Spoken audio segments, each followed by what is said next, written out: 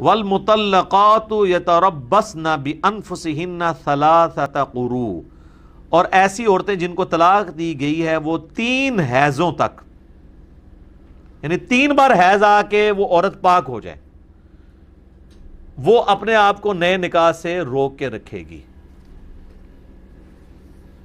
جس کو طلاق دی گئی ہے۔ اس کا مطلب یہ ہوا کہ طلاق دینے کے بعد 3 حیض یعنی آلموسٹ 90 ڈیز کے اندر اندر 1 یا 2 طلاق ہوئی ہیں تو خاوند اپنی بیوی کی طرف رجوع کر کے واپس آ سکتا ہے۔ وہ عورت پہ لازمی ہے کہ اپنے آپ کو نئے نکاح سے روک کے رکھے، لیکن جیسے ہی 3 حیض کراس ہوں گے یعنی 3 بار پیریڈز آ کے وہ پاک ہوگی۔ اس لیے تو صحیح بخاری مسلم میں ہے کہ آپ نے پاکی کی حالت میں عورت کو طلاق دینی ہے، جب عورت حیض کی حالت میں نہ ہو، تاکہ اس کے بعد شمار کرنا آسان ہو۔ 1 طلاق بھی دی تھی اور 3 حیض کے بعد وہ پاک ہو گئی، اب وہ آپ کی بیوی نہیں رہی، نکاح گیا ٹوٹ۔ وہ طلاق جو تھی طلاق رجی، جس میں آپ اس کی طرف رجوع کر سکتے تھے، وہ اب طلاق بائن بن گئی ہے۔ اب وہ ہوگی الگ، اس کی مرضی تو آپ سے نئے نکاح کے ساتھ شادی کرے یا کسی اور مرد سے کرے۔ اب آپ یہ نہیں کہہ سکتے میں نے تو 1 ہی طلاق دی تھی تو میں رجوع کر سکتا ہوں۔ رجوع کا اختیار 3 مہینے کے اندر اندر ہے، 90 ڈیز کے اندر، اس کے بعد آپ کا اختیار ختم۔ اب بیوی کی مرضی کے بغیر نہیں ہو سکتا، ایکس بیوی ہوگی اور نکاح بھی نیا ہوگا، حق مہر بھی نیا ہوگا، بالکل 0 سے ملٹیپلائی ہوگی پچھلا سارا معاملہ۔ البتہ اگر 3 طلاقیں دی تھی تو پھر تو نکاح ہو ہی نہیں سکتا، چاہے اکٹھی دی تھی چاہے الگ مجلس میں۔ یہ الگ سے ایک میرا ٹاپک ہے 3 طلاق کے اوپر، رجوع کے اوپر، حلالے کے اوپر۔ اس کے اوپر میرے کئی ایک ویڈیوز یوٹیوب کے اوپر ریکارڈڈ موجود ہیں، وہ آپ دیکھ سکتے ہیں، آپ کو سمجھ آ جائیں گے۔ تو یہ طلاق کا مسئلہ جو ہے یہ بہت سینسٹیو مسئلہ ہے۔ لوگ شادی کرنے کا شوق ہوتا ہے، نہ نکاح کے مسائل سیکھے ہوئے ہوتے ہیں نہ طلاق کے۔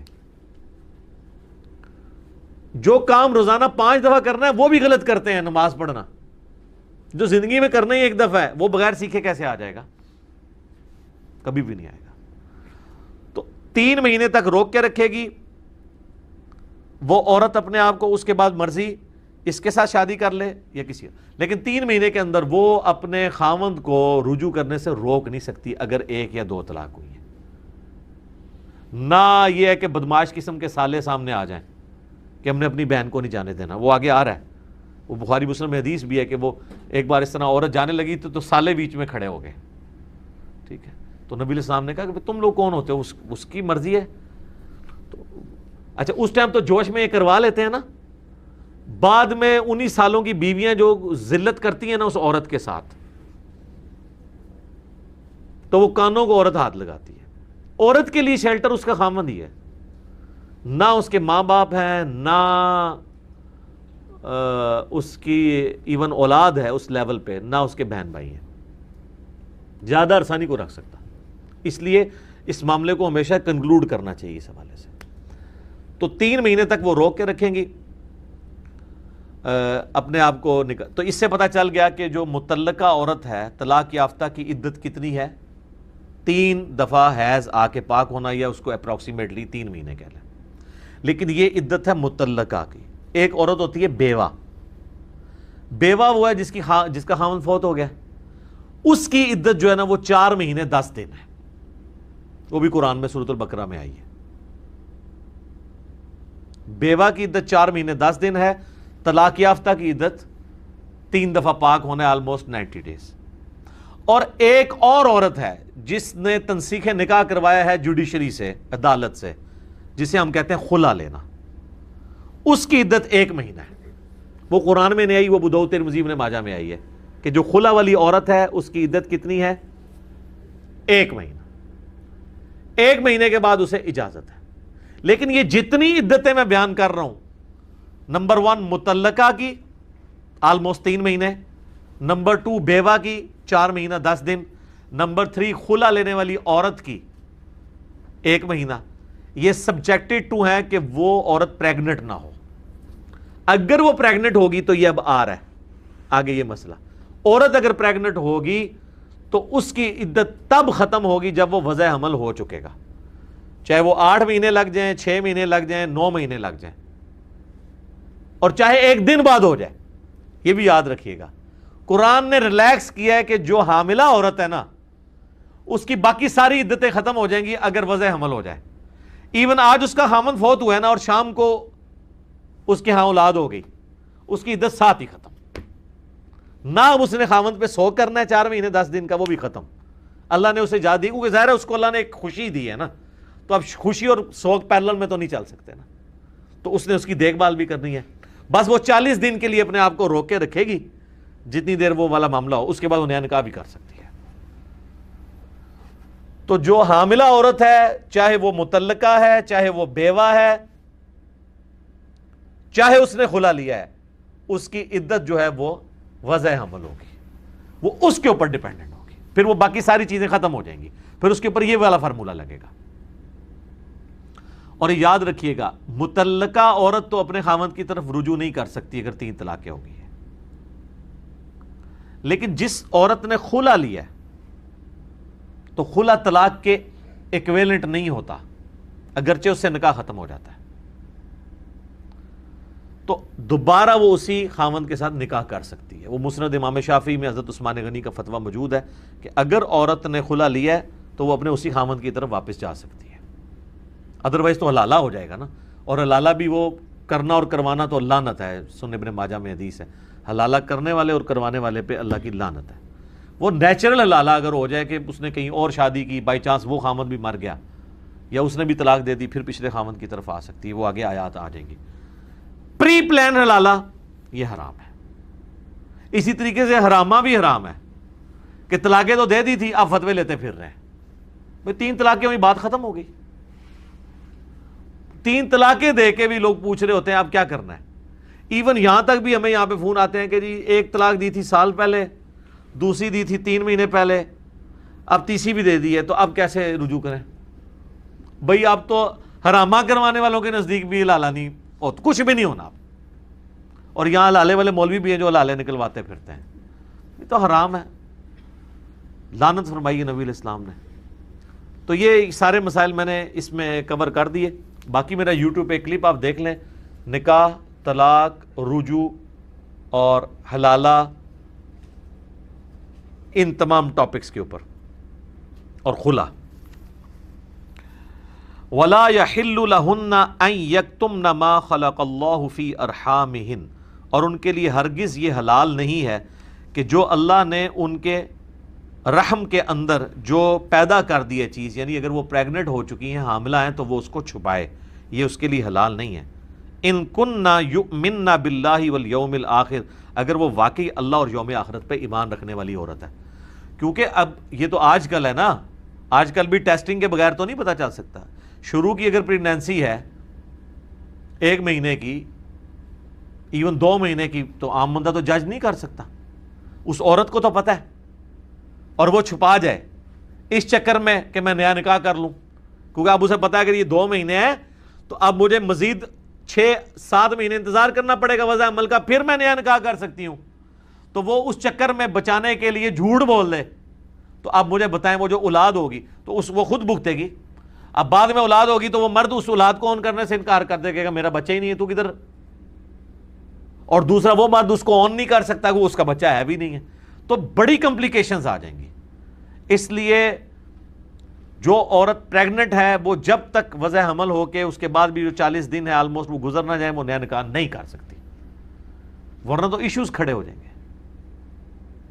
اسی طرح لوگ مسائل پوچھ رہے ہوتے ہیں کہ جی کسی مرد و عورت نے آپس میں بدکاری کی ہے, میاں بیوی نہیں تھے, تو بعد میں کہتے ہیں جی وہ نکاح ہی کروا دیتے ہیں جی آپس میں ان کا.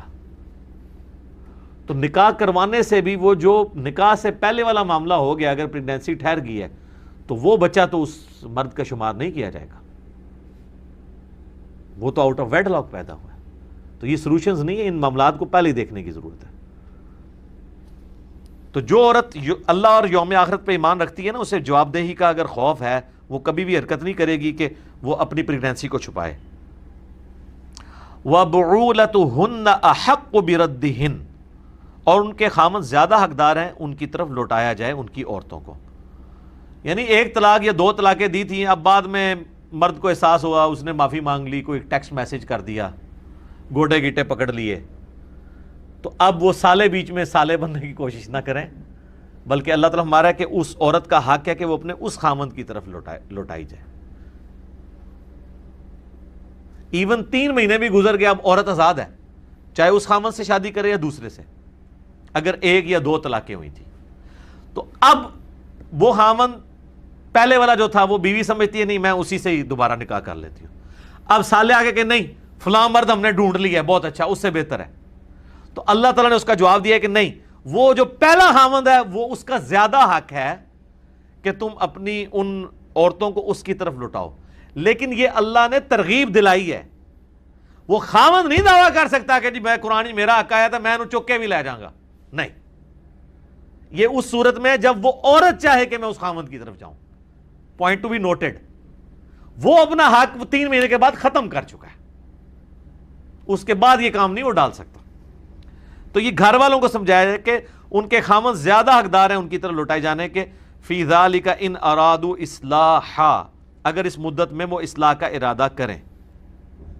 اگر وہ 3 مہینے کے اندر کریں پھر تو ظاہر ہے اس کے بعد بھی.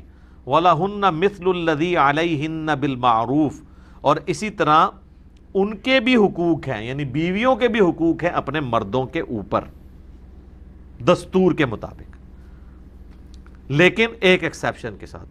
وَلِلرِّجَالِ عَلَيْهِنَّ دَرَجَةٌ، مردوں کو عورتوں پہ 1 درجہ فضیلت ہے. اس لیے بھی کسی بھی کمپنی کا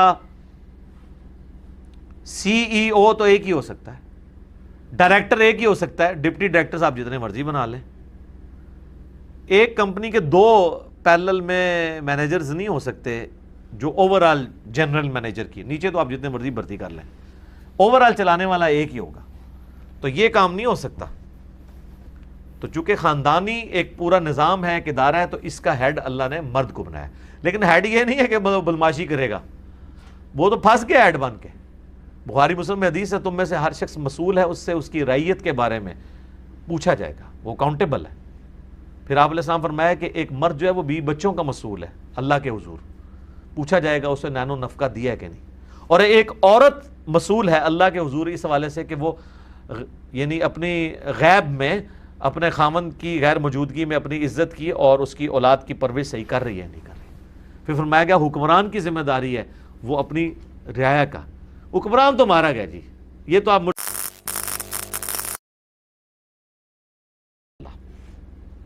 سارے کروڑوں لوگ جو ہیں آپ کیا سمجھتے ہیں کسی ایک کا بھی حق نہیں نکلے گا؟ ایک گلی کا حق نہیں کو حکمران پورا کر سکتا. یہ حضرت عمر روتے تھے.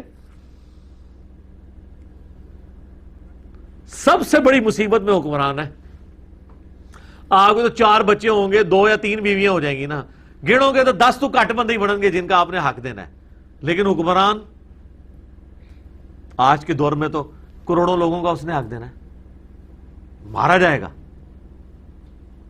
بہت کریٹیکل ایشو ہے جناب. اسی لیے صحیح مسلم کی حدیث ہے کہ بدترین گڈریا وہ ہے جو حکمران ہو. جیسے بھیڑ بکریوں پہ گڈریا ہوتا ہے نا، تو عوام پہ کون ہے گڈریا؟ حکمران. اگر اس نے حق نہ پورا کیا تو وہ جنت میں داخل نہیں ہو سکتا.